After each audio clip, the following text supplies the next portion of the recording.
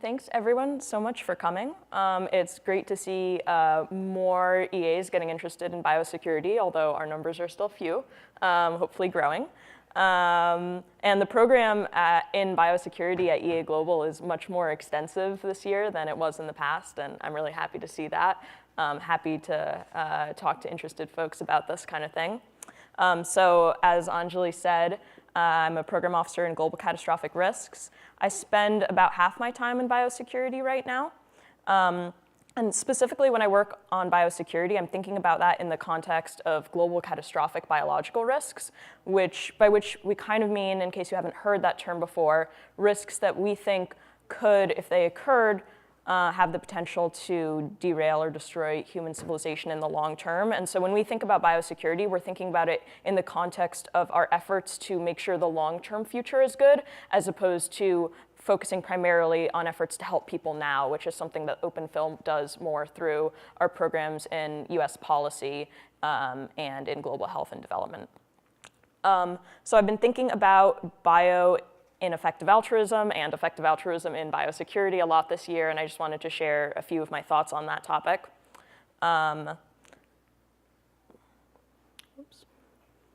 I'm going to try to communicate some of what I've learned and done this year, focusing on some recent projects. I've kind of split this into some projects and sort of analysis areas, which is a soft term I'm just using for things that I've been thinking about that I think are important for people who are interested in this space to keep in mind, and some of what I've learned from that. These are examples.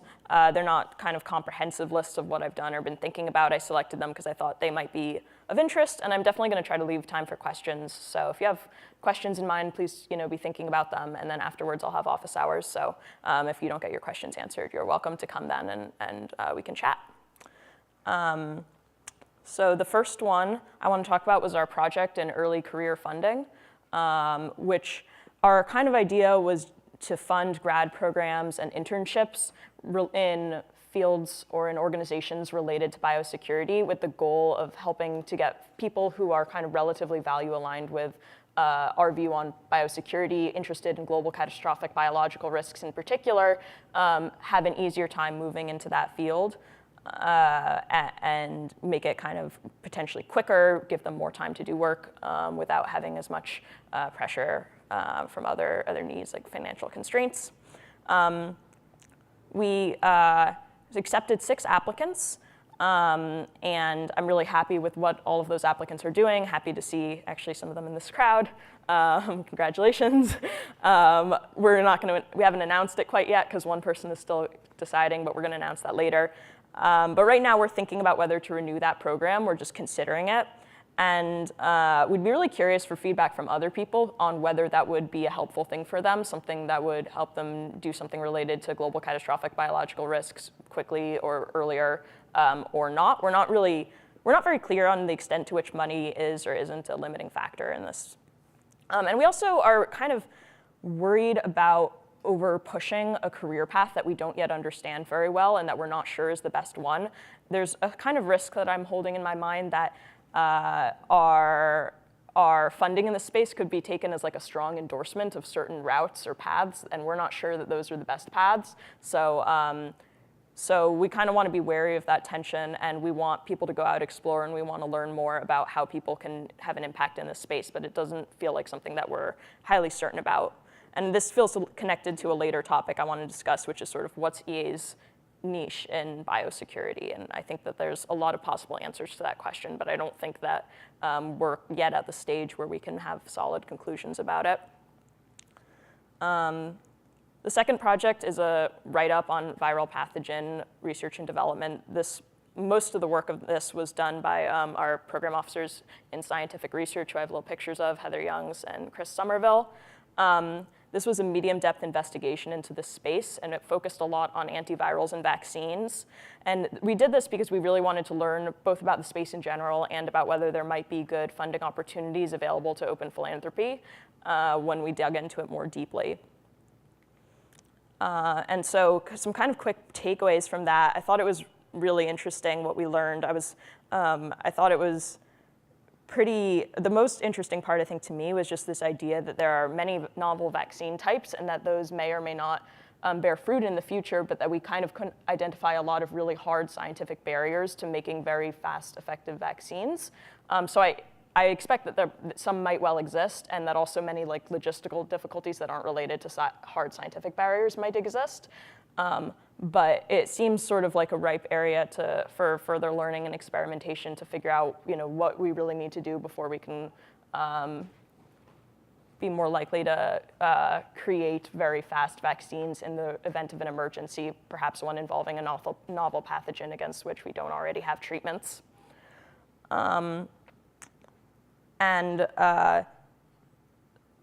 We also looked a little bit into antivirals and found that they've in general received a lot less attention recently.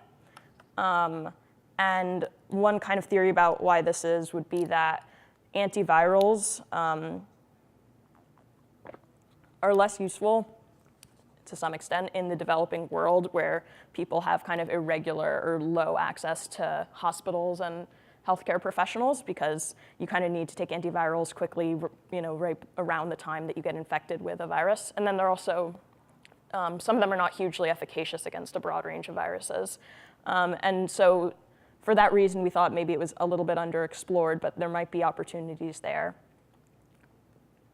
In particular, we looked at these chaperone inhibitor proteins, which are, chaperone proteins are proteins that help your body fold new proteins it's creating into the right shape. So they kind of like chaperone them into being the right form to be functional. And inhibitors obviously inhibit that process, and that sounds like a bad thing because you obviously want your proteins to be functional. But we thought that it could have potential for helping with dealing with viruses, because viruses also are hijacking your body's machinery to fold their proteins into the right shape. And if you could inhibit that process, it might reduce the amount of viral replication. And of course, that would have some side effects, so it's probably not something that would be worth it to do for something like the common cold. But there's a little bit of evidence from cancer patients that the side effects might actually not be so severe, and they might be worthwhile if you were, for example, infected with a very potentially deadly virus. And we also have funded this research in David Baker's lab, and he's attempting to make a universal flu vaccine, which is definitely a long shot, but it's something that would be really amazing if it succeeded, because flu is both surprisingly deadly, killing lots of people every year, and also one of the viruses with the potential to maybe mutate into an even more deadly and dangerous form. So what he's doing is trying to design, in the flu virus, there are these kind of outer parts, which is what your body usually recognizes and tries to fight off, and then it has these kind of inner parts that are highly conserved across many different strains of flu. So the outer parts are kind of mutating rapidly and are different between different flu viruses. This is an oversimplification, but approximately. And then these like more inner parts are more conserved. And so the idea is if you could get your body to be exposed to these inner parts that it's not normally exposed to, then it might be able to actually be immunized against many different types of flu, as opposed to just developing immunity to one type of flu and then it mutates and then it no longer has immunity. So he's trying to like create these proteins that have those inner parts more on the outside, and where your body can potentially induce production of broadly neutralizing antibodies, which are antibodies that would neutralize many different strains of flu. So we're interested in that research. We, with most of our scientific research funding, we think there's a good chance that it won't come to anything, but it's part of our philosophy of hits-based giving to kind of, when we think a long shot could be worth it, try to give it support nonetheless. And now I want to talk a little bit about the kind of different areas of analysis I've been thinking about that are specifically related to involvement in global catastrophic biological risks and are kind of common concerns, I think, especially in the EA space, and ones that I would love to get more people thinking about. So I think the first one I want to talk about is information hazards and the related unilateralist curse issue. I put some definitions up here that maybe you guys could just read really quickly while I have a drink. So the definition of information hazard is risks that arise from dissemination or the potential dissemination of true information that may cause harm or enable some agent to cause harm. This concept was coined by Nick Bostrom. Unilateralist curse, also the general idea that if there's lots of actors, even if they all have good intentions and they all have the ability to take an action, we should expect that at least, even if it's a bad action, some of them might wrongly think it's a good action and take that action. And so overall, with sufficiently large number of actors, becomes fairly likely that that action will be taken. And if that action is something like publishing a piece of information, then it really only matters if one person does it. That's basically as bad as lots of people doing it, because once it's on the internet, then anyone can see it. Also, Bostrom Concept. Bostrom is very interested in these types of concepts. And here's some little graphs that might help illustrate them. And so I think these are important concepts for people who are interested in work in biosecurity, especially in the EA community. The EA community, really, I think people love to work together, talk about things online, hash through tough concepts, and I think that's one of its best qualities, actually. But I think this is an area where we need to be a little bit more circumspect about some of that and a little bit more careful. So that's why I wanted to highlight it. I think that we need to kind of work together, and sometimes I think being aware of these concepts will involve doing things that feel like overly conservative to you according to your feelings. But if you're never doing something that feels overly conservative to you, then you might be falling prey to this kind of curse idea. And so, a real example in my mind is that in my actual work, is that there's a person with whom I really want to share a certain document, and I really think it would be great to share this document with this person.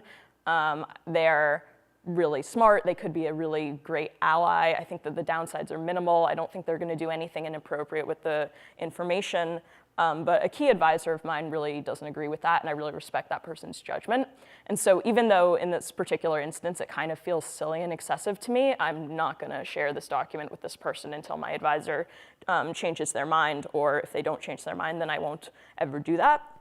And the way I kind of think about that is if I released info every time I felt like it, soon enough I'd probably make a mistake.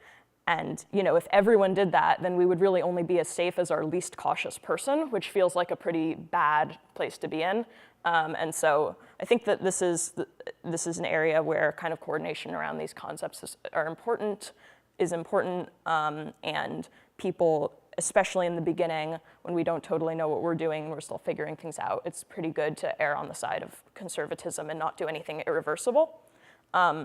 So I think when you're taking an action, you should just think about the upsides and downsides, not just of you, but of all the similar people like you having a similar policy. Does that, in expectation, add up to disaster? If so, don't do it. But I also want to highlight that I don't think there's an easy answer here, and too much conservatism itself has really negative impacts. It makes it really hard to recruit. It makes it hard for people to understand what they should do and prioritize within the space. And it's harder for people to make informed decisions. It takes up a ton of time and energy thinking about it. So I don't think just be super conservative is a good policy either. We actually just have to figure out how to walk a really tough line and strike a really tough balance. But we should do that kind of in a coordinated fashion, because if we're all striking our own balance, that won't be very efficient. Last, I want to talk about just some thinking on EAs and biosecurity and where we may or may not have kind of a niche. And I think focusing on global catastrophic biological risks in particular both fits with a lot of our values and might be an underexplored area. I know Greg Lewis is going to talk about this a little bit more later, so I'm not going to harp on it too much, but I recommend going to his talk. I think thinking about what efforts might be broadly useful is a good thing to do.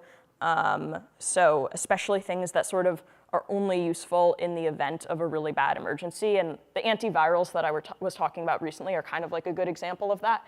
Things which are not normally useful for more day-to-day issues might be underexplored by people who are focusing mostly on those day-to-day issues. And so if you kind of think about what in particular is only useful in a worst-case scenario, that might be a fruitful kind of avenue of inquiry. Other broad areas are things that address state risk from states, or risk from risks from synthetic biology on the cutting edge kind of are areas where there's not a lot of precedent, there's not a lot of pressure on most people in government to work on those because they haven't yet occurred or people don't know about them. There's not a lot of public pressure, but they also could potentially lead to greater catastrophes than what we see coming out of nature. But I think a lot more work is needed to outline these career paths, as I said, thanks to those of you who are working on this and helping with this, because I think it's just really valuable, and hopefully we'll have a lot more specific information to say next year. The last thing I want to say is just there's kind of longish timelines, I think, on working in this space, and so patience here is a virtue. It might be good to start thinking most early on about the distinction between technical work versus policy work, kind of a la AI if you are following work in that space, because that might determine whether you want to go into a more bioscience-focused PhD or other grad program versus learning more about policy. Although my sense is that kind of starting out in the more technical area is the kind of option-preserving strategy, because it's easier to switch from technical work to non-technical work than non-technical work to technical work, based on what I've heard from people I've talked to. Yep. And then some EA orgs are focusing on expanding their work on this. FHI and Open Phil are the most obvious ones, and we're trying to learn about this a lot. We might expand our teams, and so I think helping with that could be an amazing option for those of you who are interested. But other than that, I think that we should all kind of think of this as a nascent area that's still in flux and in formation, where we might be changing our advice next year. We might think that different things are valuable next year, and people who are sticking with it are kind of functioning as these forward scouts, helping us understand what's going on. And it's not yet a mature area, and so I'm really grateful again to everyone here who's helping with that. And with that, I will take questions.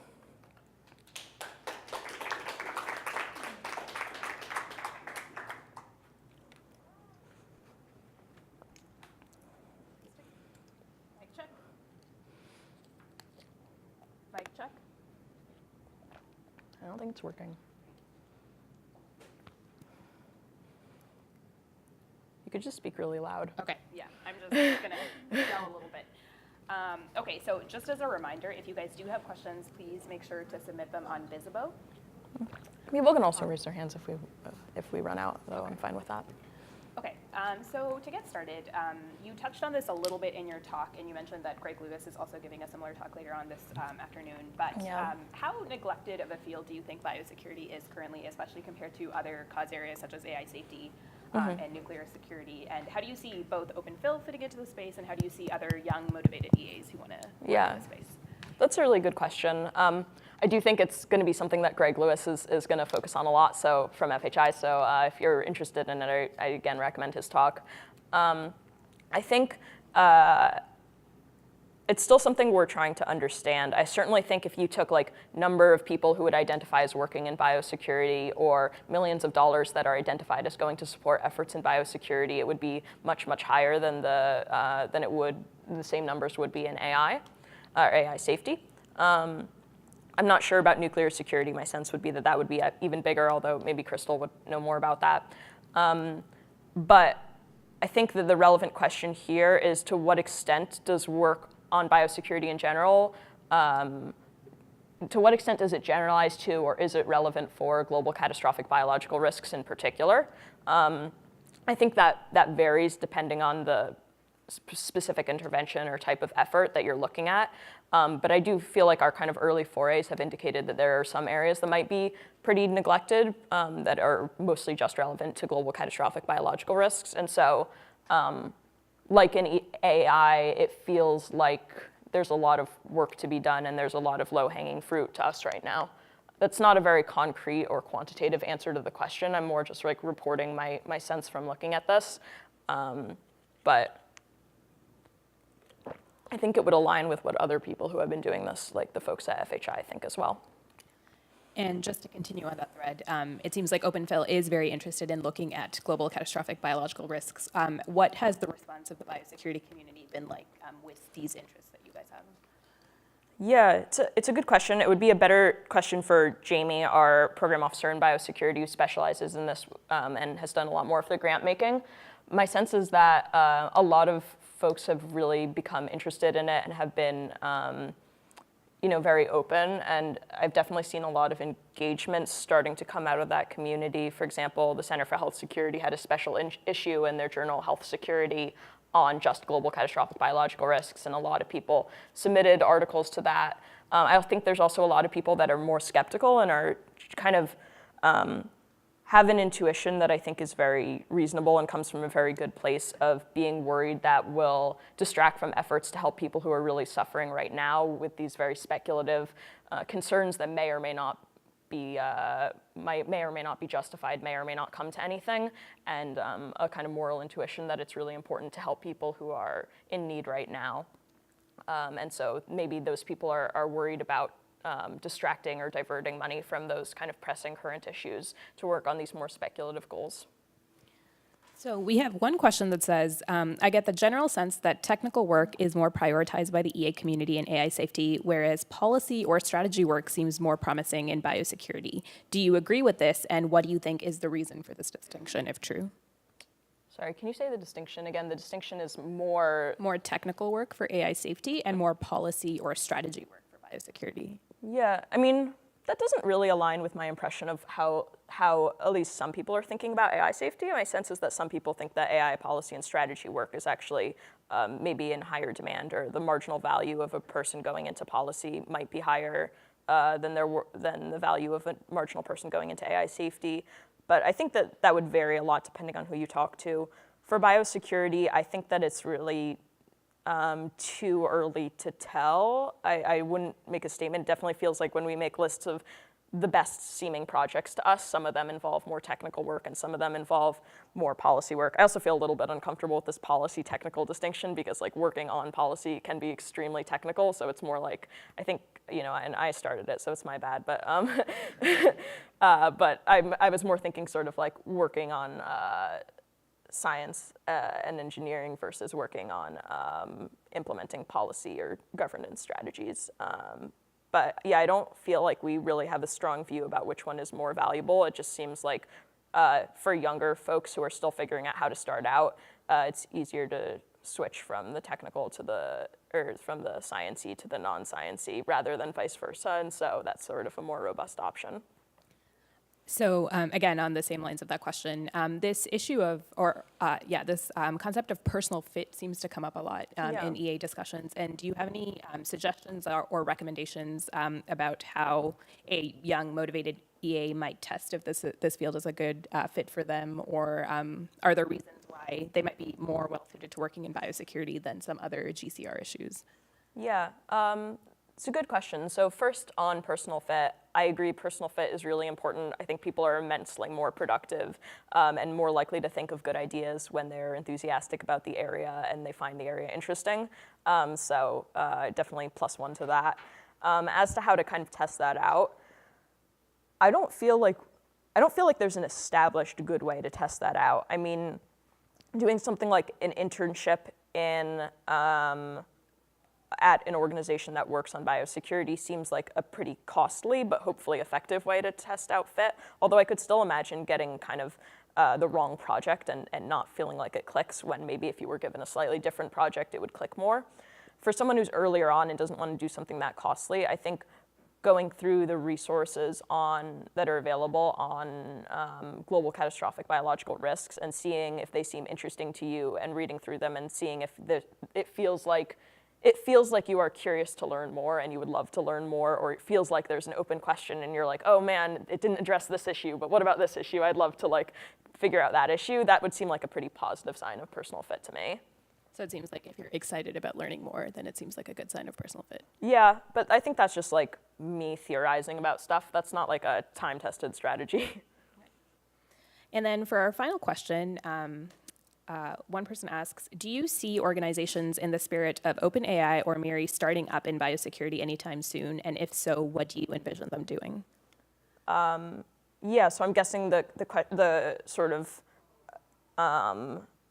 more generalized question would be like, are there going to be organizations dedicated to global catastrophic biological risks that maybe try to do technical work on reducing the probability of one of those events occurring. And new organizations as opposed to existing organizations that do some work in that space. Although, I mean, OpenAI also does AI capabilities work. I would say, like, I think there's some prospect that that might happen, but not super short-term plans for it to happen. But I think that something like that would be pretty impactful and useful if that happened in the next few years. Okay, thank you, Claire. That's all the time we have for questions. Thank you for joining us for this session. Thank you.